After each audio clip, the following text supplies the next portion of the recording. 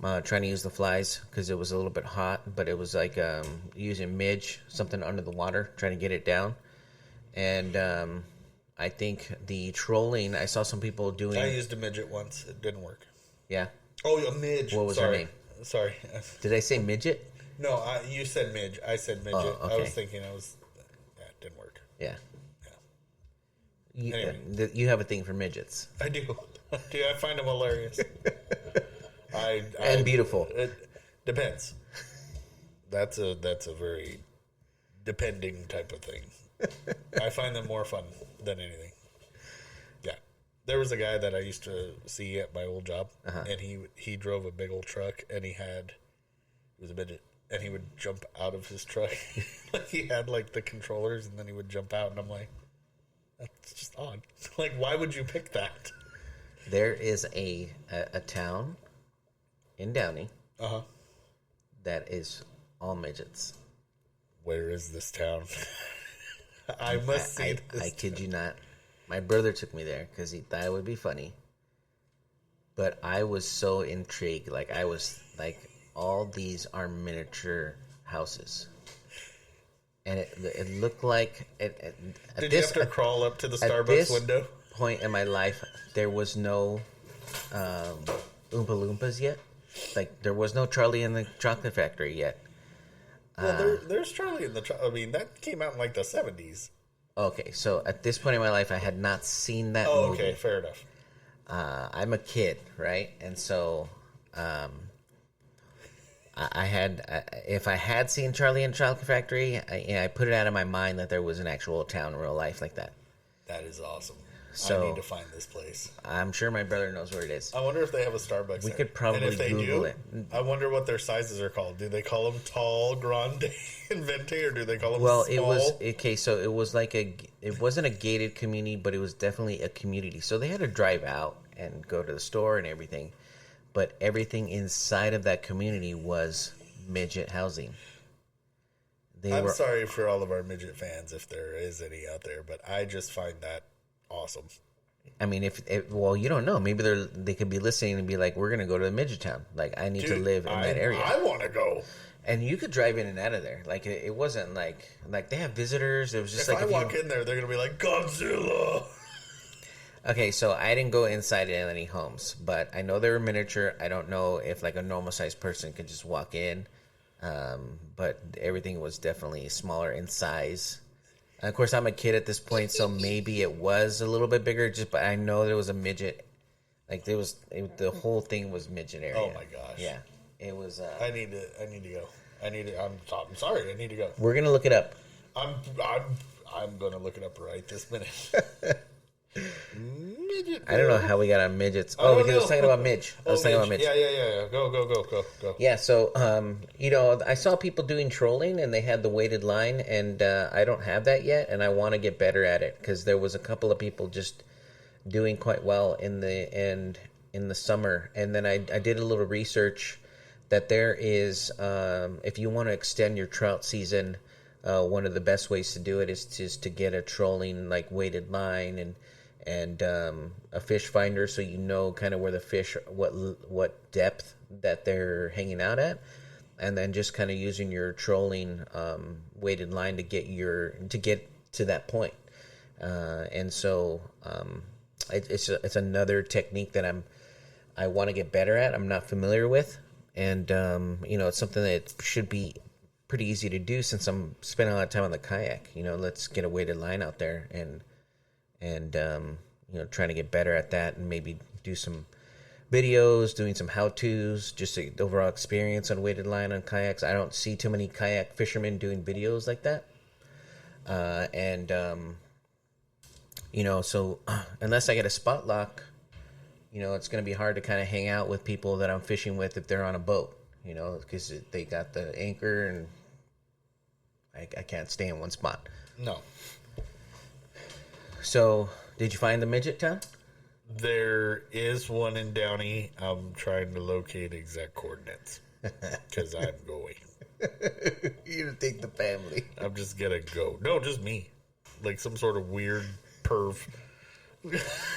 In a weird way. Not a perv, but like, Just be like, I'm Midget Town. Yay. The first time I saw a midget, it was Halloween, and we were going door to door, and then the guy that opened the door was a midget, and like I didn't even say trick or treat. I was just like standing there, shocked. It was my first midget experience, and like nothing. He was just like, "Oh, you want some candy?" And I didn't say. I was like frozen in time. I was just like staring at him. As we looked there eye to eye, And then he puts, I remember him just putting candy in my bag, and I'm just standing there, by myself. I got my mom and dad there, and but they're like they're not even near me. Like at the end of the side, the walkway. And did he close the door and then open it up again and go do? I wish he did. And then he closed the door, and then I walked over to mom and dad, and I was like, that guy's a midget. And my dad's pretty sarcastic, so he was like, well, did he what kind of candy did he give you? Did he give you little chocolate coins? Did he give you chocolate covered raisins? Did he give you chocolate coins? And he goes, I'll be giving you me Lucky Charms. Oh, have a good Halloween there, young lad. And surprisingly, we're on the same street, and I see a little bit later that same midget driving away in his car, and I remember thinking, how does he reach the pedals? And I didn't, now I kind of get that they can modify their car, but back then I was like, as he got in his car, all you heard was pow, pow, power wheels. I'm sorry. I'm on a midget kid. I didn't know if there was like little feet running underneath the car. Like there's hamsters in the wheel. That's how they do it. Yeah. I don't know how this podcast came about. I don't know, midgets. Dude. This is a long podcast that we've just done, and we've went all over the place. I love it. It was supposed to be about my fishing experience. We have talked about my fishing. video, because I did make a video. Yes. I did a kayak scoop out of the Newport Harbor. There's not a lot of kayak scoop videos, and so I said, I was curious. I was looking for one myself, because the feedback that I got from one of our buddies, he was like, dude, bad experiences with the bait barge. And so he tells me, I've been reading that they're rude, or you have to wait for other boats to show up.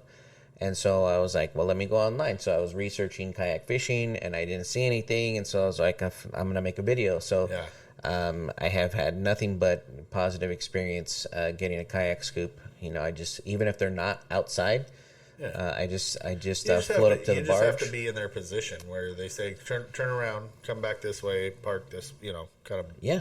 That's it. That's all you got to do. And, it's a little office that they have, and they keep the door open. So if they're not outside doing something, I just say, can I get a kayak scoop? And they come right out. Like it's been nothing but good things to say about getting bait from them. Yeah. So, and it's what? How much is a kayak scoop? It's like what? It's $20. $20, yeah.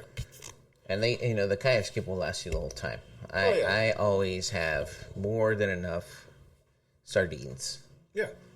To last me the whole day. One day I fished all day, but I usually do half day, and so I end up. At first, I was letting the fish go, like at the end of the day, just letting them drain out, or the ones that are still there, just throw them back in the water. But now I was like, well, what?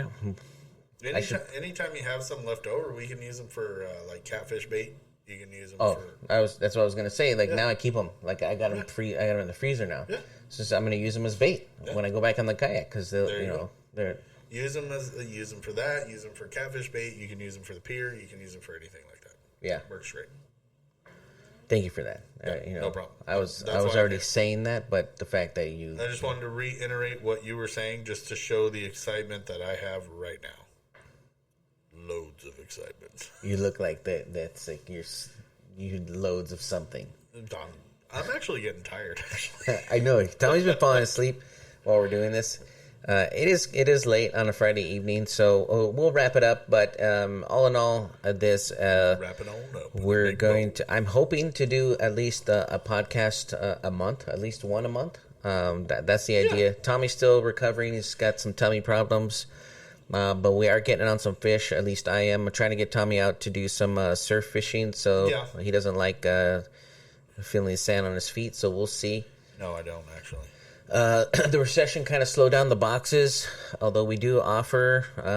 It really becomes per order kind of thing. We just kind of figure out how we're going to get some product to you. Yep. We still have some, but it's not like we're out there ordering a ton. We still have the product. We still have the boxes. Actually, we one of our buddies started a bait company, so this way we start doing that too. And yeah, I mean, lots of stuff. We're mostly the podcast now, so if you have some, we'd love to hear fish stories. If you got a fish story, come on board. Just come and reach out to us. If you're local, send us an invite. We'll try to go fish with you. The podcast is just where you caught the fish, the bait you were using, and the size of it. So that's it. And then we kind of take you through the story, and we give we add on our flair, the Tommy flair to your story. Flair. So, mm-hmm. The little bit of pizzazz, a little bit of little bam and a boom, little flair. Thanks for that. All right, so that's it from all of us here at the studio. Welcome back. Yes. Happy to do the Fish Story podcast for you. Outside the tackle box, yeah. Sorry. What you'll say?